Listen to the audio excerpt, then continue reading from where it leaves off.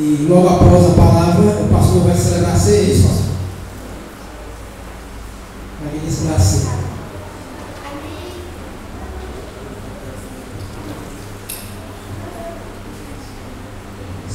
A paz do Senhor Jesus a todos os amados, queridos irmãos, graças a Deus, motivo de alegria, né? Não podemos estarmos juntos mais uma vez para louvarmos e bendizer aquele que é digno de toda honra, de toda glória, de todo louvor, de toda adoração. Jesus Cristo, nosso Senhor, nosso Salvador, o Filho do Deus vivo, aquele que morreu e ressuscitou no terceiro dia para te resgatar, para trazer vida e vida com abundância, vida plena, não só para você, mas para toda a sua família e para aqueles que você ama, para seus amigos, para aquele, tanto quanto o Senhor chamar. Amém? Amém. Glória a Deus.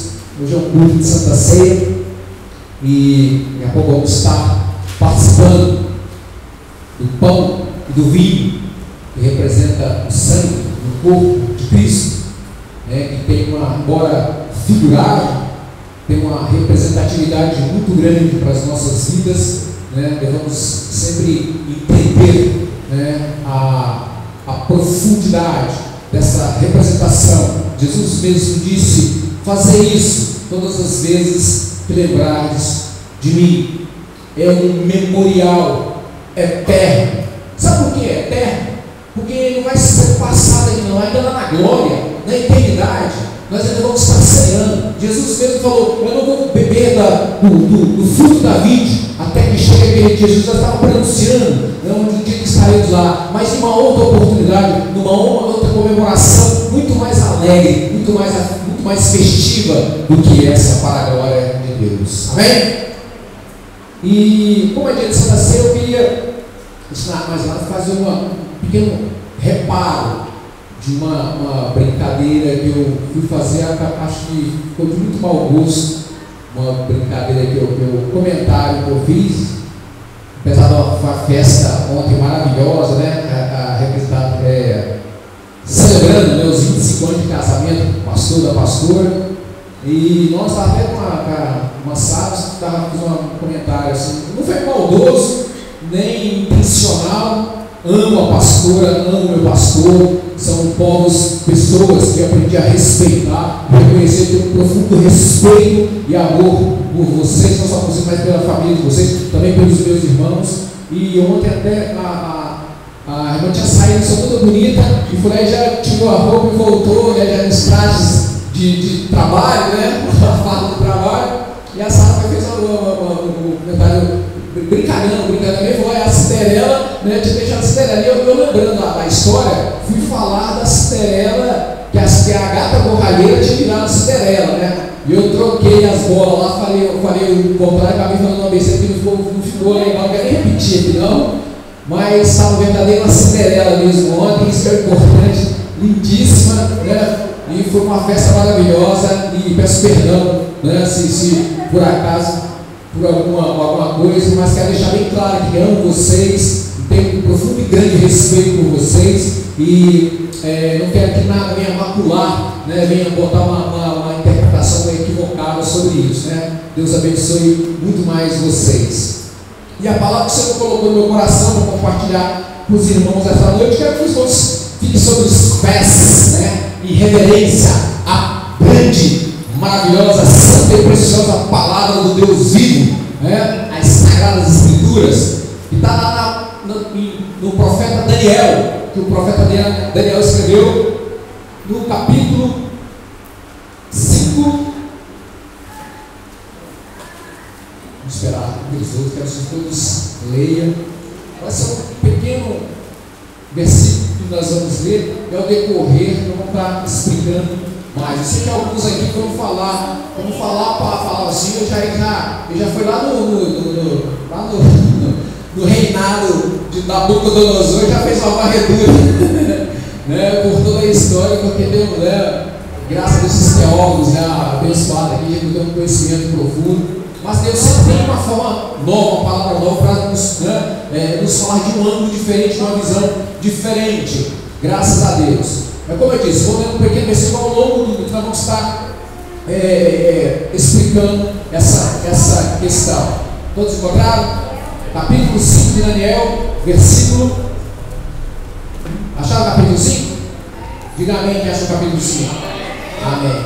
Então tá, vocês vão ler só e apenas o versículo. Vocês vão ficar lendo a Bíblia depois que eu ler o versículo, vocês vão ler o versículo, vão fechar a Bíblia, aí vocês vão fazer uma oração, vocês vão sentar e voltar. Amém? Estão combinado? Vocês não vão ficar lendo não, tá? Aí nós vamos explicar, depois vocês podem abrir a Bíblia de novo, nós vamos voltar nela, senão nós vamos voltar na narrativa, amém? Então tá, então vocês vão prometer. No versículo 24 do capítulo 5, onde a palavra do Senhor nos diz assim: e é por isso que ele mandou essa mão escrever na parede essas palavras: Mene, Mene, Tekel, Parsi. Amém? Fecha as Bíblias agora. Pode fechar. Pai, nós somos gratos, Senhor, por essa oportunidade maravilhosa de estarmos aqui para te louvar, para bendizer, Deus. Eis aqui a tua palavra, Pai Santo. Eis aqui o teu povo. Eis aqui, ó Deus, aquele que o Senhor escolheste, Deus, para fazer parte da tua família. Ó Deus, ele sempre o Senhor ama a cada um aqui, se preocupa com a vida deles, Pai. Que sua palavra encontre guarida em nossos corações, que venha fazer morada em nossas vidas, que venha nos direcionar por esse caminho difícil, ó Pai, que ora caminhamos, ó Deus, mas temos uma esperança viva, temos, ó Deus, uma palavra poderosa de Deus que nos garante a vitória, Deus. Estamos confiados nas tuas promessas, estamos confiados na tua palavra, estamos confiados em teu Filho amado, Jesus, em quem oramos. Amém. Amém? Podemos assentar? Aleluia. Graças a Deus. Agora, se vocês quiserem abrir aqui, então nós vamos estar percorrendo sobre esse assunto. Então, já que vocês vão voltar no assunto, vamos voltar lá para o primeiro capítulo de Daniel. Depois vocês vão voltar para essa parte. Lá, primeiro capítulo de Daniel. Aleluia.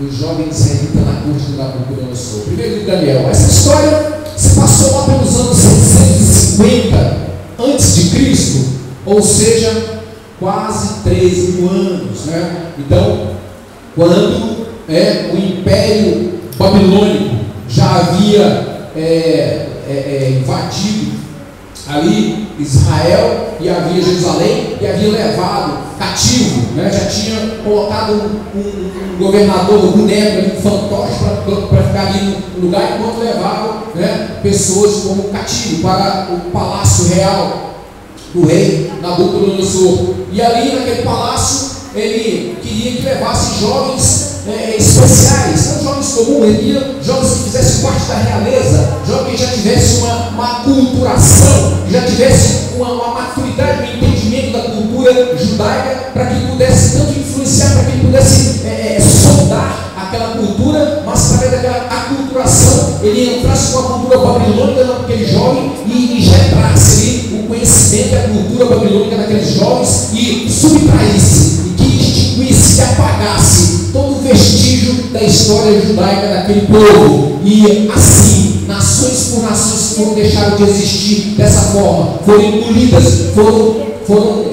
extirpadas por outras nações que pegaram, que fundiram as nações com aquelas outras nações e apagaram toda a história daquelas outras nações. Mas houve um grande problema para o rei Nabucodonosor.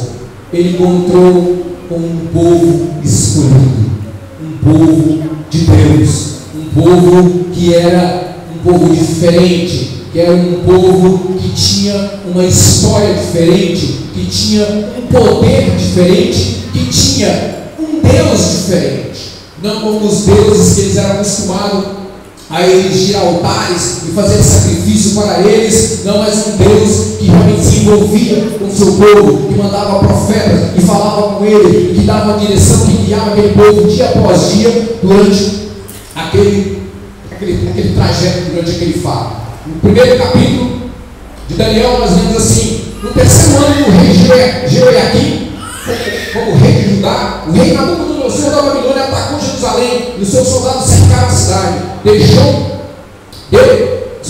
Cercaram a cidade. Deus deixou que Nabucodonosor conquistasse a cidade e também que pegasse alguns objetos de valor que estavam no templo. Nabucodonosor levou esses objetos para a Babilônia e mandou colocá-los no templo do seu Deus, na sala do tesouro.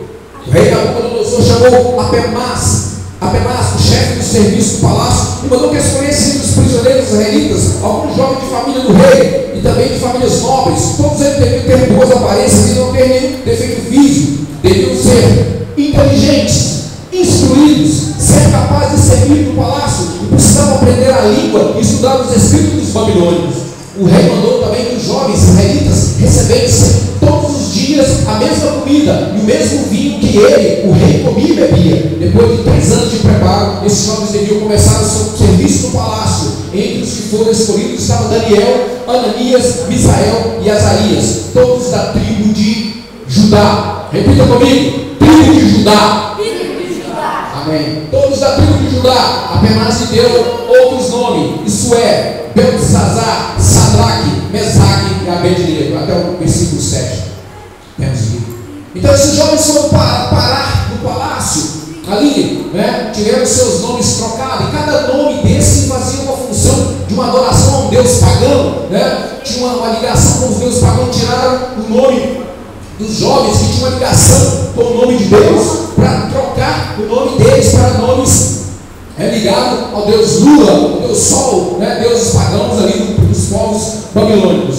Então, esses jovens ali no palácio do rei, agora o rei mandava uma ordem para que eles tivessem que comer da comida que o rei comia e bebesse da bebida que o rei bebia. Então, que aqueles jovens que eram da tribo de Judá, treinar, conhecido as escrituras, experimentado na palavra de Deus, agora estava ali no confronto, né?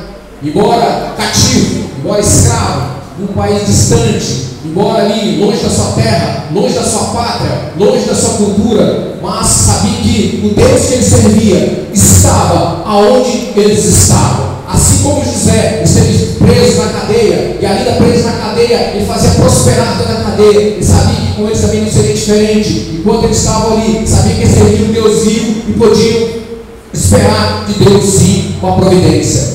Então, esses jovens abnegados, esses jovens fiéis, esses jovens tementes a Deus, se negaram sumariamente a comer da comida. Mas não de uma forma arbitrária, não de uma forma que criasse confusão, não. Eles foram falar com esse soldado, com esse militar que ficou responsável por ele. Ele falou assim: não, vamos fazer o seguinte, nós não comemos esse tipo de comida aí não. Aí ele foi fazer uma coisa e falou: olha, só que é o seguinte, se eu não avisar o rei que vocês não estão comendo essa comida aí, o rei mata.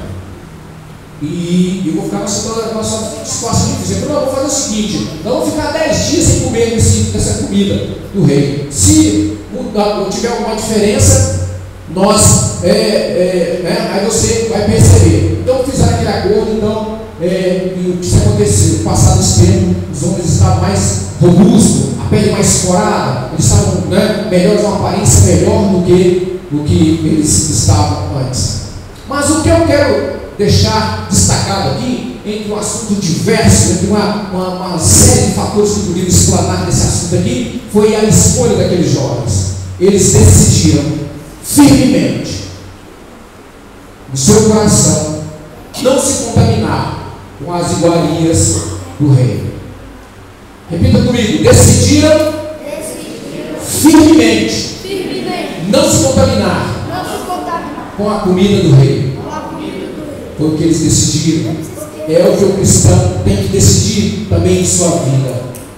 O homem, a mulher, o jovem, o cristão, ele tem que ter uma decisão firme ao lado de Deus. Decidir firmemente em seu coração não se contaminar com a comida do rei, não se contaminar com a comida do mundo, não se contaminar com a política do mundo, não se contaminar com o sistema do mundo, não se contaminar com as obras das trevas, com as obras de Satanás, desse mundo perverso e decadente.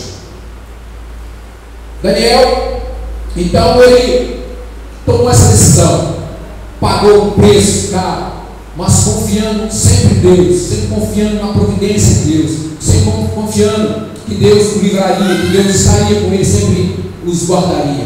Vocês conhecem a história da fornalha, né? Então, o Walter aqui já pregou sobre isso aqui, da fornalha ardente, que depois, quando eles se negaram a prostrar diante da estátua de Nabucodonosor, foram lançados ali na fornalha, né? E o quarto homem que estava ali com eles ali, né? Na fornalha. Então, eles, ali naquela situação, o quinto homem, desculpe, né? Sadraque, Mesaque, Abednego e Ananias, né? O Daniel, o quinto homem na fornalha, que era o próprio, né? Uma tipificação do próprio Cristo, do próprio Jesus ali, né? Guardando aqueles jovens ali na fornalha, sempre guardando a história de Daniel ali na cova dos leões, né? Que foram acusados levianamente, né? Depois de uma lei lá feita às pressas, né? Através de um conluio, através de uma intriga, uma armação dos seus opositores, fez com que o rei fizesse uma lei, que eles sabiam que iam pegar Daniel adorando a Deus, porque eles sabiam que Daniel era um verdadeiro adorador, e naquela hora, na hora certa, ele se prostrava diante, virava sempre para Jerusalém, sempre para a terra, né? Passeando com a terra prometida, e ali ele orava a Deus. Eles sabiam daquilo, então pegaram e na lei fizeram que Daniel fosse jogado na cova dos leões. Quando vocês também sabem o livramento que Deus deu ali, né? Poderia entrar aí a mais além, quando o anjo foi lá livrar ele, e que ele falou do príncipe da Pérsia, que havia impedido, né, que os anjos viessem a serviço de Daniel para se livrá-lo, né? E entrar nessa questão do mundo espiritual, né? Porque a nossa luta não é contra carne e sangue, mas contra principados e potestades, contra o domínio das trevas, assolando, tentando impedir, dominar esse mundo aqui para levar o homem para as trevas. Podia entrarmos mais profundo aí, mas o que queremos levar essa questão de Daniel, do nome de Daniel. O nome de Daniel significa na nossa linguagem: Deus é juiz, e Deus é juiz mesmo. O que aconteceu nesse episódio que estávamos lendo? Prometi que vou ser breve, não vou delongar. Quando o rei Belsazar, filho de Nabucodonosor, que estava ali no lugar do rei Nabucodonosor, quando ele estava doente, não podia assumir a sua zona, não estava morto ainda. Por isso que ele oferecia o terceiro lugar do seu reino. Ele poderia se oferecer o segundo, porque o segundo era ele mesmo. Então o primeiro lugar era do seu pai. E ele estava no lugar ali, quando o rei dominava, era uma potência grande, ele dominava todo o exército, ele ficava no certo lugar, dominava uma parte daquele reinado.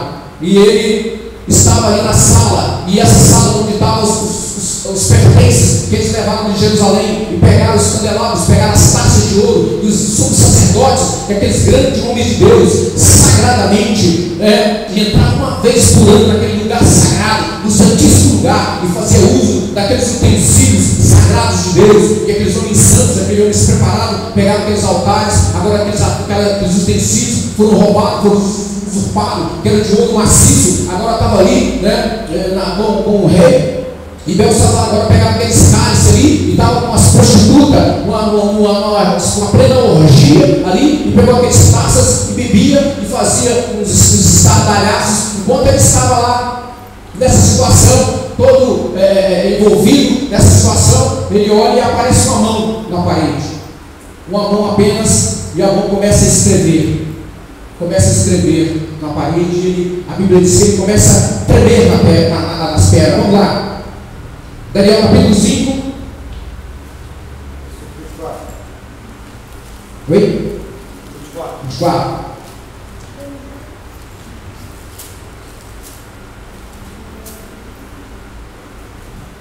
Estou vendo no versículo 5, no 5, não é para adiantar. 5, capítulo 5, versículo 5. Capítulo 5, versículo 5.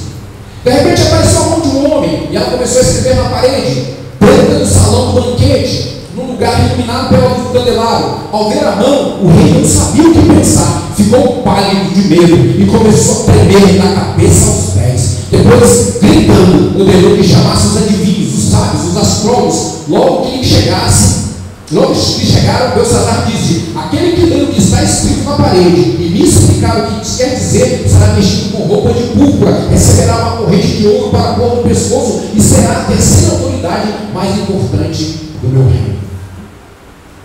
Ele viu aquela mão, E aquela mão apareceu, escreveu, ele mesmo viu, ele mesmo testemunhou. Ele falou, quando ele viu escrever aquelas palavras, ele tremeu, ele ficou trêmulo e pasmo, e mudo, e assombrado com uma coisa que era além da ordem, das racionais, das coisas que nós somos acostumados a ver. Ele percebeu que havia algo de sobrenatural, ele estava testemunhando naquele momento.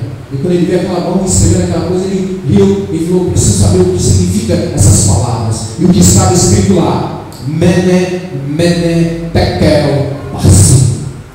E ele oferece uma coroa de uma corrente de ouro e uma posição no seu palácio e muitas recompensas para quem pudesse desvendar, pudesse elucidar o que estava escrito ali naquela parede. Então chamou os astrólogos, os sábios, todos os homens lá, e nenhum deles pôde explicar o que realmente estava escrito ali. Então alguns daqueles homens conheceram Daniel, sabendo como Deus havia usado Daniel, e falou, tem um homem que o Senhor trouxe, seu pai trouxe lá da tribo de Israel.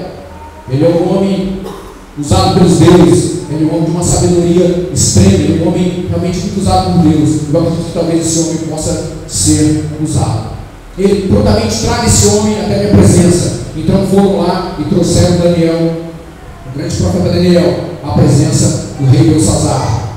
E ele, quando o profeta Daniel chegou na sala, que ele já viu aquelas escritas, ele olhou para o rei fez a promessa para ele, a recompensa de dar todo aquilo que, se ele fizesse, traduzir o que estava escrito na parede.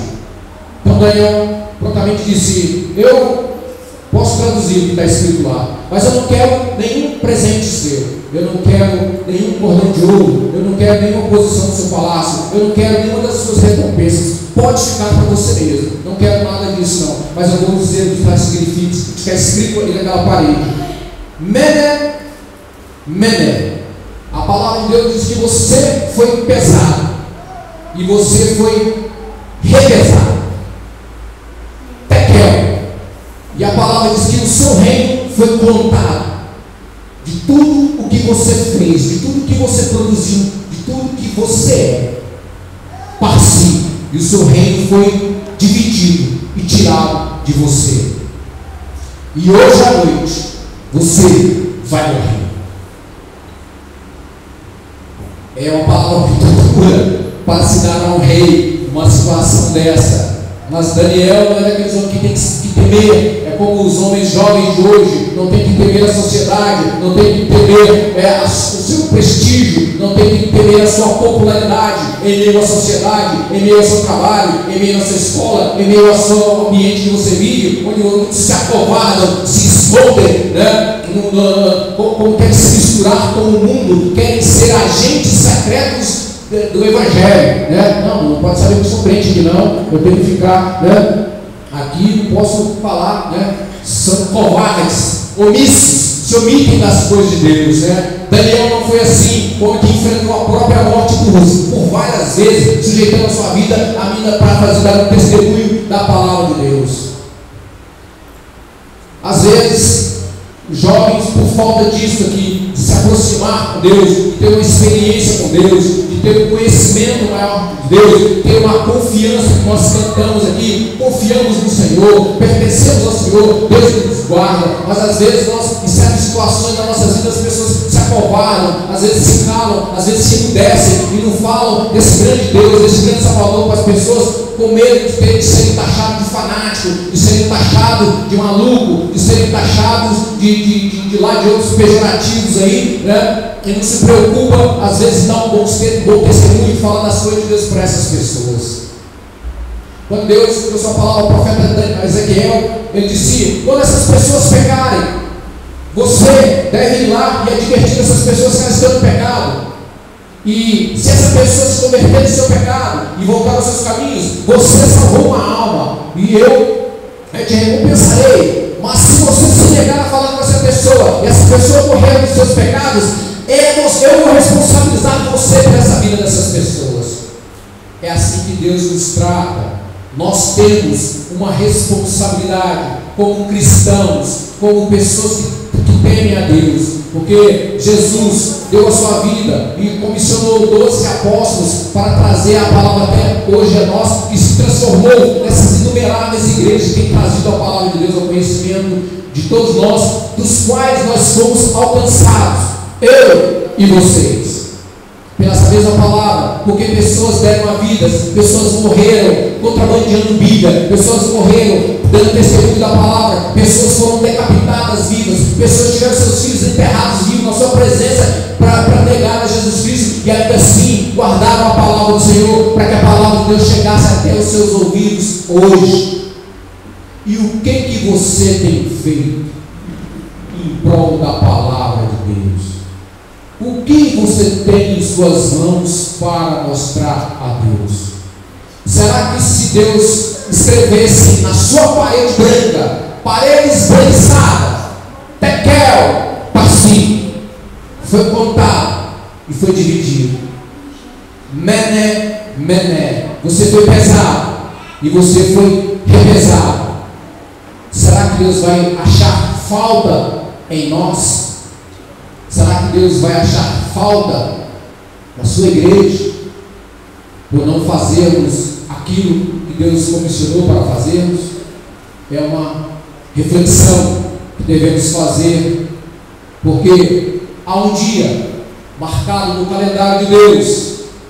Deus é juiz, em que todo homem vai encontrar diante do seu Deus e vai prestar conta de tudo quanto tiver feito para ele. Eclesiastes capítulo 12, 14. Quem puder ler rápido, a rápido de Bíblia aí. Eclesiastes capítulo 12, versículo 14. E outro lado, Mateus 12, versículo 36. Fala de um Deus de justiça, um Deus que julga, um Deus que, embora use de misericórdia, use de longanimidade, use de paciência, ainda que espera o homem voltar, ainda que espera o homem se estabilizar no seu caminho, que o homem firme nos caminhos do Senhor, é um Deus de justiça. A própria palavra de Deus: considerai a bondade e a severidade de Deus. Pode ler, por favor. Mateus. Eu afirmo a vocês que no dia do juízo, cada pessoa vai prestar contas de toda palavra inútil que falou. Amém. E Eclesiastes fala de toda obra encoberta. Alguém encontrou aí? Eclesiastes capítulo 12, 14? 12, 14. Porque Deus há de trazer a juízo todas as obras, até as que estão escondidas, quer sejam boas, quer sejam más. Quer sejam boas, quer sejam más. Mené, mené, tekel, passim. Pesado, pesado. Boas ou más? O que você tem nas mãos? O que você vai apresentar ao Senhor? Quais são as suas obras? O que você tem feito para o Senhor? O que você pretende fazer para o Senhor? Como você pretende usar a sua vida espiritual, que Jesus te resgatou das trevas para a sua maravilhosa luz, para você fazer o quê? O que você pretende fazer para Deus? Daniel fez essa revelação. Concluindo, ele viveu até 101 anos. Daniel morreu no exílio.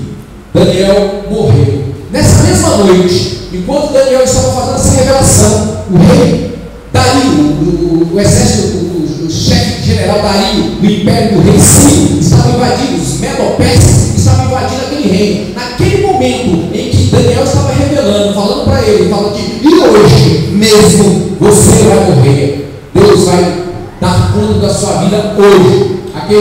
Os persas estavam invadindo, né? Os Medo-Persas estavam invadindo ali a Babilônia, invadindo ali, estavam tomando todo o reino, invadindo, tomando todo o reino. Naquela mesma noite, o rei Belsazar morreu à espada. Naquela mesma noite, no mesmo dia em que o profeta Daniel falou aquelas palavras, profetizou aquelas palavras. Deus cumpriu ali uma sentença que dera para aquele homem. Daniel morreu aos 101 anos lá no exílio, nesse mesmo lugar. Morreu velho, não voltou à sua pátria, não voltou para a sua terra, para a sua gente, mas ele tinha uma pátria celestial, como você também tem. A pátria celestial que Jesus veio nos dar para nós, através do que vamos comemorar hoje aqui, celebrando essa Santa Ceia, é o que Jesus veio trazer para nós, abrir as portas das mansões celestiais para você. Mas, por favor, meu irmão, por favor, minha irmã, não entre nas mansões celestiais com as mãos vazias. Não entre até o seu Senhor com as mãos vazias. Não deixe a sua vida, a sua existência ter não valido nada aqui nessa terra. Não deixe, né? Daniel partiu para agora 100 anos lá no exílio. Mas eu creio que daqueles homens que João viu no Apocalipse, que estavam sentados com as coroas ali, junto no grande trono branco, Daniel era um daqueles homens ali. Um daqueles homens que tinha essa coroa, partiu para a eternidade, com a pátria celestial. Daniel está vivo hoje, na glória de Deus, na kairos, no tempo de Deus. É lógico, falando de tempos aleatórios, no tempo cronos, no tempo kairos de Deus, que o tempo kairos já está além desse tempo. Enquanto nós estamos aqui, já estão lá adiantados. Você entende essa loucura aqui. Então, é isso que eu quero deixar para a tua meditação, para o seu coração, quando hoje você participar dessa Santa Ceia. Que darei eu ao Senhor pelos benefícios que me tem feito? Era a preocupação do salmista Davi. O que darei eu ao Senhor pelos benefícios que Ele me tem feito? Quanto vale a sua salvação? O que valeu a sua salvação? O que vale a sua vida? A sua vida é muito importante, vale muito, eu sei disso. Jesus sabia muito disso. Ninguém paga caro por algo que não vale nada. Ele pagou caro, ele pagou só a própria vida pelo resgate da sua, porque sabe que você é valioso, que você é importante. Assim como tem outras pessoas importantes que estão bem pertinho de você, e Deus pode usar você para alcançar essas pessoas.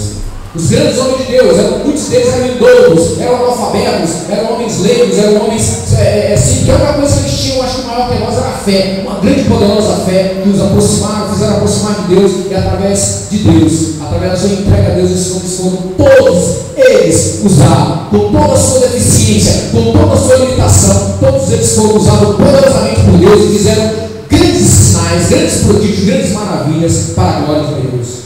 Deus pode usar você, meu irmão, minha irmã, qualquer um de vocês, que se predispor, que quiser, falar: Senhor, eu tenho fraqueza, eu não tenho força, eu não me garanto, mas é isso mesmo que Deus quer, que nós admitamos isso e nos expomos dessa forma para Deus, para você saber que a glória é de Deus, é Ele que capacita, é Ele que sustenta, é Ele que fortalece, o poder emana dele, você vai ser apenas um instrumento, mas seja um instrumento de justiça de Deus. Deixa Deus te usar, meu irmão, minha irmã, porque o mundo está cambaleando para a matança, para o matador.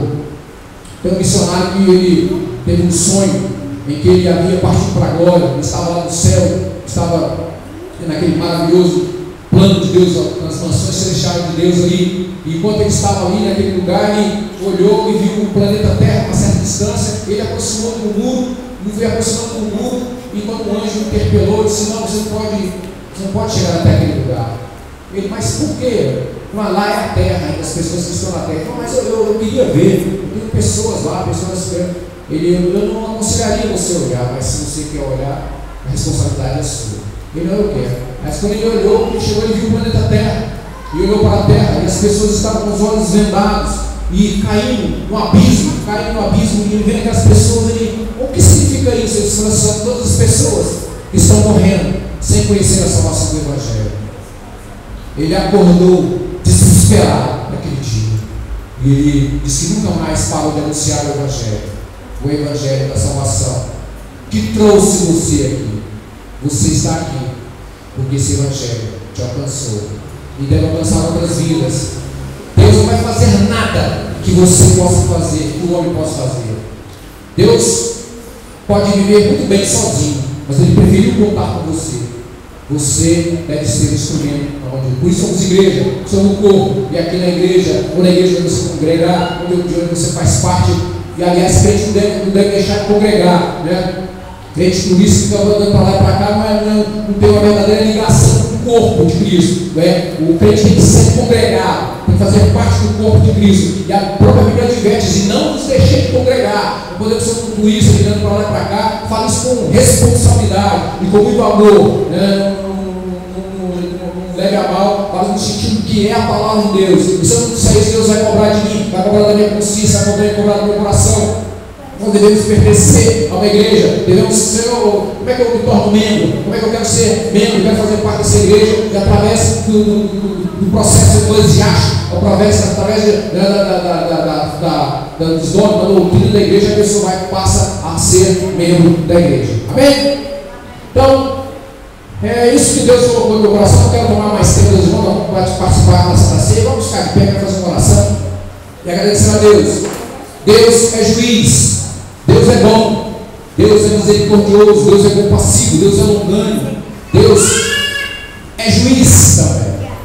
Deus pode fazer coisas além da nossa compreensão, além da nossa mente, do que podemos imaginar. Mas Deus pretendeu contar com você, pretende contar com você. Deixe Deus te usar. Use da palavra de Deus, deixe Deus te usar, deixe você ser um instrumento para Deus.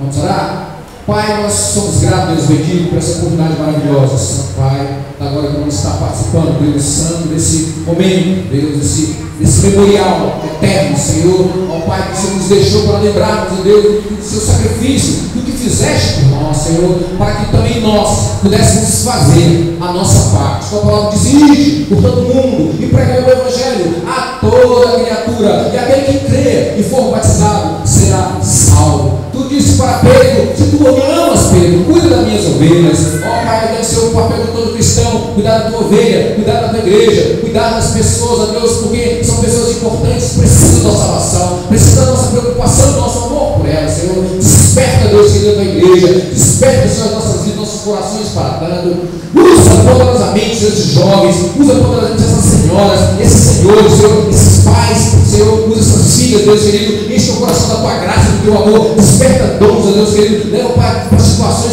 cria situações em sua vida, Senhor, para que eu possa levar a tua palavra, que possa se preparar, que possa, como a sua palavra diz, estar preparado para anunciar, para dar, para um bom testemunho da tua obra. Nos ajuda, Senhor, precisamos de ti. Abençoa a tua igreja, abençoa esse culto. Eu te agradeço desde já, meu Pai querido, confiado no nome poderoso do Senhor Jesus, em nome de Jesus.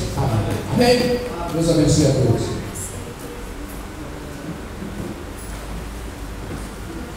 Irmão, vamos dar início agora à ministração da ceia. Eu queria deixar a palavra para o pastor José Gustavo.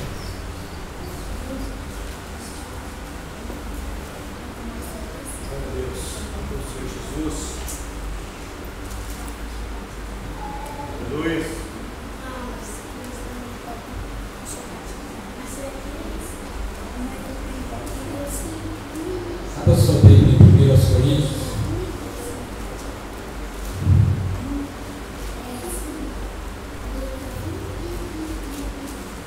No capítulo 11. Vou ler alguns textos aqui. O primeiro texto que quero ler, capítulo 11, versículo 28, diz: examine-se, pois, o homem a si mesmo, e assim coma deste pão e beba deste cálice. Porque o que come, bebe dignamente, come e bebe para a sua própria condenação, não discernindo o corpo do Senhor. Por causa disso, há entre vós muitos fracos e doentes, e muitos que dormem. Amém? Essa hora é hora de falar misericórdia. Vamos orar ao nosso Deus. Depois eu quero convidar aqui alguns irmãos para estarmos aqui então orando e distribuindo os elementos da ceia do Senhor. Amém? Feche seus olhos. Amém. Oh Deus maravilhoso, te damos graças por tão grande oportunidade. Que grande porta de salvação tu abriste para nós. Esta porta, Deus amado, só um homem, Senhor amado, tem todo o poder de abrir, que é Jesus. Diz a tua palavra, Senhor, que Ele tem a chave dos céus, a abre, ó Deus amado, para passar quem Ele deseja, Senhor, que adentre para o reino dos céus. E a chave, ó Deus, para fechar as portas deste reino, Senhor, para que não passe, Senhor, nenhum daqueles, ó Deus, a quem Ele convidaste. Por isso, Senhor, nós temos aqui nessa noite a oportunidade, ó Deus amado, de, Senhor, confessarmos em fé, Senhor amado, tão grande posição que o Senhor abriu para nós através de Cristo Jesus.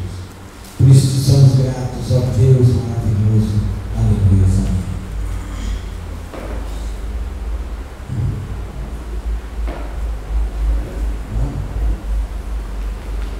Vou pedir aqui dois irmãos, vou pedir hoje o Ivan e o Walter.